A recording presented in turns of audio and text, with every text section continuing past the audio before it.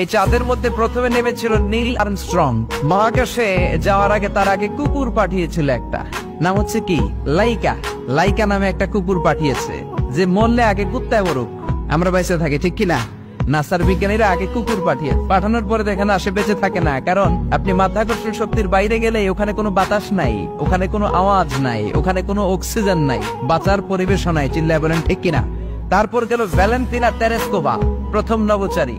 এদের সাহসের এই ধারাবাহিকতায় 1969-এ অ্যাপোলো 11 নামে একটা স্পেস শাটল দিয়ে নাসার সেই স্টেশন থেকে নীল আর্মস্ট্রং, এডউইন অলড্রিন আর মাইকেল কলিন্স 3 বন্ধু মিলে একটা স্পেস শাটল দিয়ে চলে গেল চাঁদে। চাঁদে তারা নামলো, ইউনাইটেড স্টেটস অফ আমেরিকার পতাকা তারা সেখানে গেড়ে দিল। নীল আর্মস্ট্রং খেয়াল করে দেখে চাঁদের এই মাথা থেকে ওই মাথার মাঝখানটাতে ফাটা। ফাটিয়েছে কে? সে পরবর্তীতে পৃথিবীতে এসে বিশ্বনবীর বায়োগ্রাফি পড়ে জানতে পেরেছে এটা বিশ্বনবী আঙ্গুলের ইশারায় ফাটিয়েছিলেন। পড়েন আল্লাহু আকবার। আবার চাঁদের মধ্যে সে একটা মিউজিক শুনতে পেল। কি শুনতে পেল? চমৎকার একটা মিউজিক। কিন্তু পৃথিবীতে এসে কোথাও এই মিউজিক সে পায় না, কোথাও এই মিউজিকের ক্যাসেট অ্যালবাম খুঁজে পায় না। আমেরিকার একটা প্রেয়ার হলের পাশ দিয়ে সে হেঁটে যাচ্ছে, হঠাৎ দেখে ওই মসজিদের ভেতর থেকে ওই মিউজিকটা বাজে যেটা সে চাঁদে শুনেছে।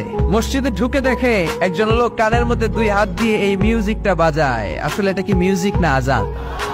সে ভিতরে ঢুকে মুয়াজ্জিনরে বলে, তুমি এত বড় সিঙ্গার, এত বড় মিউজিশিয়ান, তোমার গান, তোমার মিউজিক চাঁদেও বাজে, কি এটা? সে বলল, এটা গান নয়, এটা মিউজিক নয়, এটা হচ্ছে আজান। চিল্লায় বলেন ঠিক কিনা? সে আজানের ধ্বনি আজও আছে না নাই? মহাত্মা গান্ধীর নাম শুনছেন? ভারতের অবিসংবাদিত নেতা, ব্রিটিশ খেদাও আন্দোলনের পুরোধা, যিনি বারেট ল করেছেন লন্ডন থেকে, পেশায় একজন ব্যারিস্টার।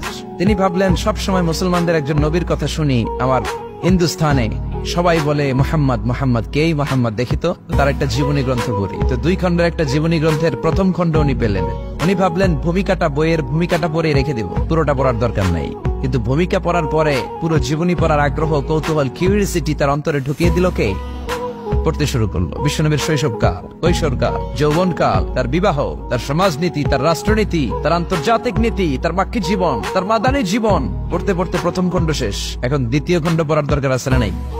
দ্বিতীয় খণ্ড তো তার কাছে নাই। তিনি একবার ইন্ডিয়ার পুরাতন লাইব্রেরি গুলোকে তন্ন করে খুঁজে দ্বিতীয় খণ্ড জোগাড় করলেন, সেটাও পড়লেন। পরে তিনি অবাক, তিনি কমেন্ট করলেন, I have scanned lot of biographies in my life, but the biography of last messenger Muhammad was a unique, unparalleled and fantastic biography I've ever read. চিল্লায় বলেন আল্লাহু আকবার।